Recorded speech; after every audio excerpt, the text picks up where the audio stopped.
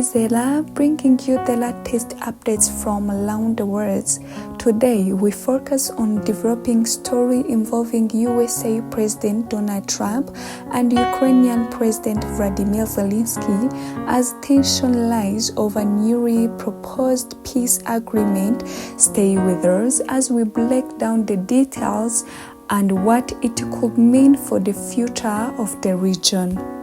The President of the United States, Donald Trump, has expressed disappointment with his Ukrainian counterpart, Vladimir Zelensky, for not yet reading the draft peace agreement prepared by Washington. Speaking to the reporters in Washington on December 7, 2025, Trump said, "I would say I'm disappointed that until just a few hours, President Zelensky had not yet read the draft." The United States recently released 28-point peace proposal developed under Trump's leadership. The document includes several controversial provisions: a complete ceasefire, Ukraine stepping back from controlling Donetsk, Luhansk, and Crimea, and the Ukraine agreeing not to join NATO. Trump suggested that Zelensky may not be pressured with the proposal. "I'm not sure he likes it. His people do, but he's not ready," Trump added.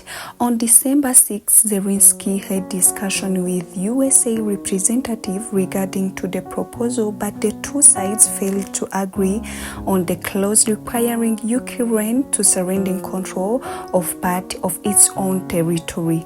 2 days earlier, on December 4th, 2025, Ukraine Foreign Minister Andriy told EU officials that the plan seemed to favor Russia and the Ukraine was not prepared to accept it. Minister Andriy warned that accepting such deal would echo the tragic history of Sudetenland. European power handed the region to Nazi Germany in hopes of preventing conflict, only for World War II to erupt short after. Meanwhile, Russian President Vladimir Putin has insisted that Ukraine must give up control of these regions, drop any ambitions to join NATO, and limit the size of its military. For Moscow, Trump's proposal lays no concern. In fact, Russian officials say the plan aligns closely with Russia's long-held security demands regarding its borders. Tensions along the Thailand-Cambodia border erupted once again in the early hours of December 8, 2025, as a troop from both countries engaged in heavy fighting, each side accusing the other of violating a fragile ceasefire signed nearly 4 hours ago. The spoken first person from Thai military Major General with Thai sovereignty reported that the clashes began when Cambodian forces allegedly opened fire on Thai soldiers stationed in Ambon province, killing one and injuring 4 others. However, Cambodian military quickly dismissed the accusation. Through a statement shared on social media, claimed that Thai forces fired the first shot around 2 a.m., reigniting the conflict. As hostilities intensified, the Thai military developed fighter jets, saying the air support was necessary to repel Cambodians' attacks and secure their defensive position. Both nations confirmed that civilians living near the border have begun to flee in large numbers. On the Thai side alone, about 35,000 people have been evacuated to several areas. These escalations comes despite ceasefire agreements signed on July 28, 2025, brokered by the United States and Malaysia after 5 days conflict that left 48 people dead and displaced over 300,000.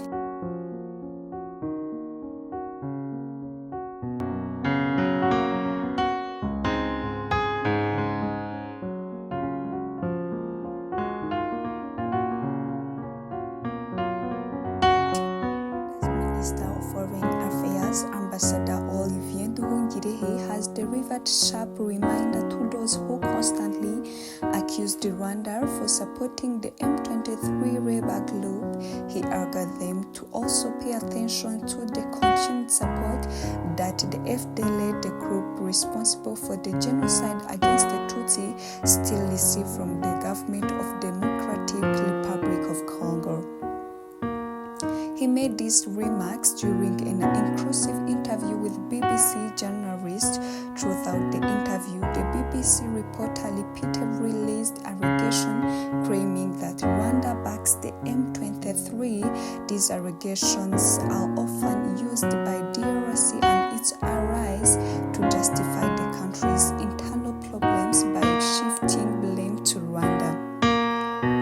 Minister Nduhungirehe stressed that the DRC should stop focusing on Rwanda, instead look its own responsibilities, including the commitments it made in the regional peace agreement, especially requirement to dismantle the FDL. He stated that they must begin by eliminating the FDL, which continues to be supported by the government of the DRC and has been integrated into its army. That is what they should be doing before making any other claims. Even the journalist keeps insisting on the questions of Rwanda allegedly helping M23. The minister firmly rejected the allegations and reminded him of the real root cause of the conflict, which often gets internationally ignored. He said, Rwanda does not support M23. M23 is currently engaged in negotiation with the government of the DRC in Doha, seeking a peaceful resolution to the issue between them. On December 15, they signed an agreement outlining how their grievances will be addressed. This includes violence and discrimination targeting Congolese Tutsi and other Congolese communities who share culture and linguistic ties with Rwanda. These are the real issues being addressed in Khartoum. When the BBC journalist pressured further, asking whether Rwanda provides M23 with the weapons and other military support, Minister Nduhungirehe advised him to look at what is actually happening. Those who make these accusations should also focus on the support of the FDL continue to receive from the government of DRC. That is the real issue they should pay attention to.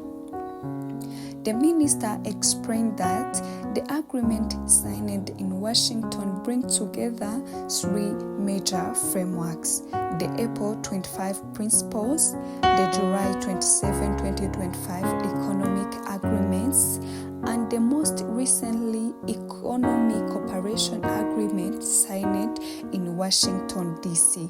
He emphasized that these three agreements, together with other implementation framework from what we call the Washington Agreements, we hope that the commitments we signed alongside President Trump will be implemented.